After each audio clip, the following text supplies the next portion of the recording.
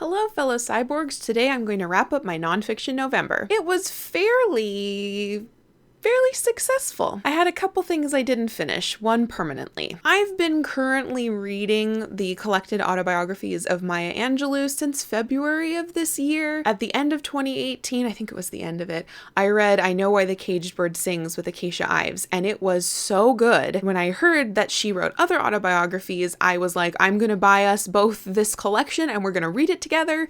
And then we read through 3 more, and they were disappointing and didn't come anywhere close to the first one, and we had 2 more to read, and we were gonna read it in November, but we both kind of just don't care anymore. So I think I'm going to DNF this collection and not finish the last 2 biographies because the last 3 have been lackluster, and I would much rather just reread the first one, I Know Why the Caged Bird Sings, rather than slog through the last 2, even though they might be good because Bury Me Standing, The Gypsies and Their Journey by Isabel Fonseca was one of my most anticipated reads of the year. I got it for Christmas last year and was definitely like, oh, I'm reading it this year 100%. I've been actively trying to read this all month, pretty much, and I'm on page 60. This is kind of a slog and I don't really know why. One thing that is kind of confusing to me is that in nowhere at the beginning of this book do we know why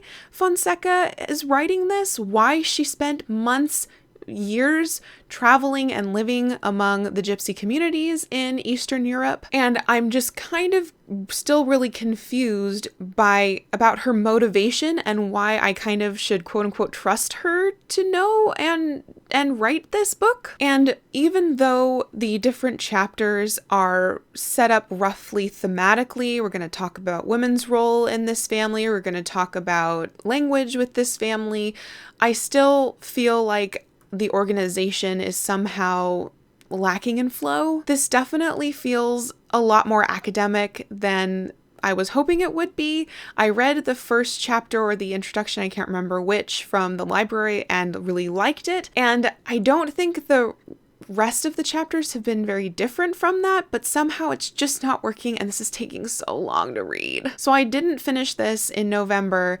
and I'm not sure that I want to finish it this year. I'm not sure I want to finish it at all at this point. I really want to know more about the subject matter and I don't want to give up on this book, but I'm not enjoying it. Do you have thoughts? I finished The Robin, a biography by Stephen Moss.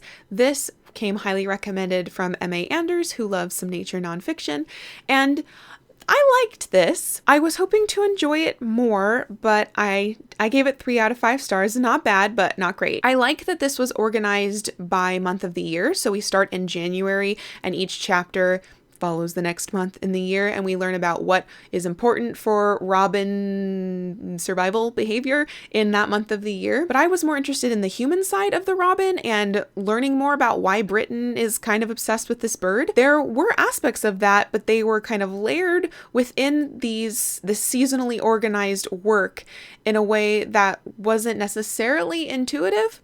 And I felt that the sections of the writing didn't flow very well between naturalist bird observation and then let's talk about the cultural significance of this bird. I found the writing style kind of choppy because of that, and it made it really easy to just put this book down. However, this book is very short. It's only 200 pages. The paper is really thick. The chapters are fairly short as well, which means that made it quite readable. I powered through this in 2 days when I put my effort in, but I did have to keep reading and keep goading myself on to flip a page. I never really got into the flow of the work. I did appreciate though how beautifully made this is. It has some really lovely end papers. Did you know that robin's egg blue? That British robins do not have blue eggs. That's all the American robins. I mean, at least America has that one thing. We got pretty robin eggs. And each section is preceded with an illustration. There's illustrations throughout the text as well.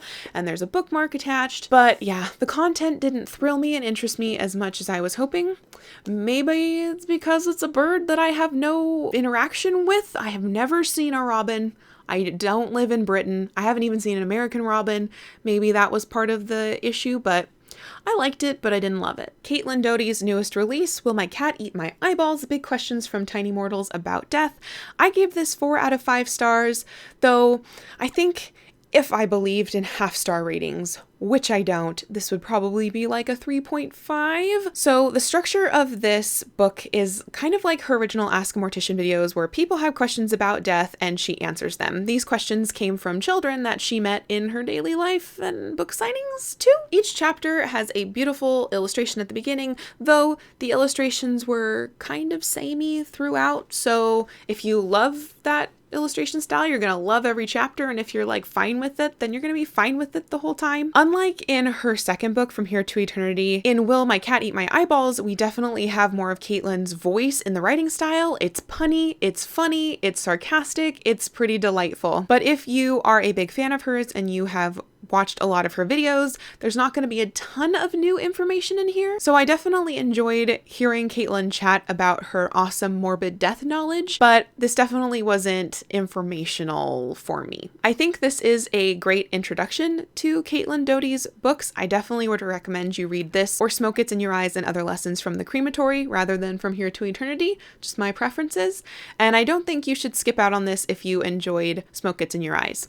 But it definitely didn't hit the same emotional impact for me. Still good though. By far the highlight of Nonfiction November was a book that wasn't even in my possession before mid-November. One of my friends came into town and passed this off to me. She had the copy and decided she didn't want it anymore and gave it to me. I'm so glad that she did. Being Mortal by Atul Gawande, I hope, is one of my favorite books of the year. This is 100% a 5-star read. It's so important and awesome. The subtitle is Illness, Medicine, and What Matters in the End, and this book is talking about end-of-life decisions and how we treat our seniors and our elderly people in America. This is very America-centric, about nursing homes and assisted living, what the difference is, and what they actually function. This also talks about people with terminal illnesses and cancers, and talking about deciding between going into palliative or hospice care versus that aggressive chemotherapy treatment. The writing style flows beautifully. This is a great book that shows how you can wind in between threads of your nonfiction seamlessly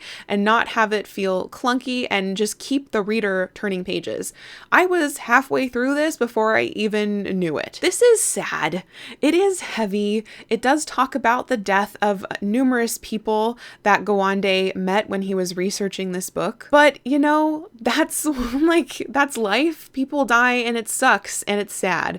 But we need to figure out ways to make that dying process for them the most peaceful as possible. I've got so much fascinating information that I didn't realize about hospital system, medical system, nursing homes.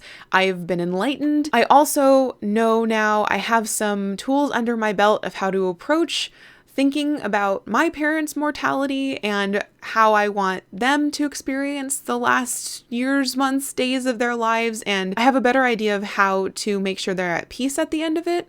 I think that is so incredibly important information so you don't feel helpless when you really are. So yeah, this is a bummer. Yeah, it's hard hitting. It makes you face the fact that you're going to die, and so are everybody that you love, but don't kid yourself, that's going to happen, and you could be prepared in a way that can make you be more empathetic and more helpful for those people. So this is awesome. This is up there with Smoke Gets in Your Eyes and Other Lessons from the Crematory by Kaitlyn Dodie, which is one of those books that I feel like every human, especially every American, should read, since both of those are American-centric. It is just super duper duper important, and you should read this because it's going to be an easy read, even though it kind of tears your heart out.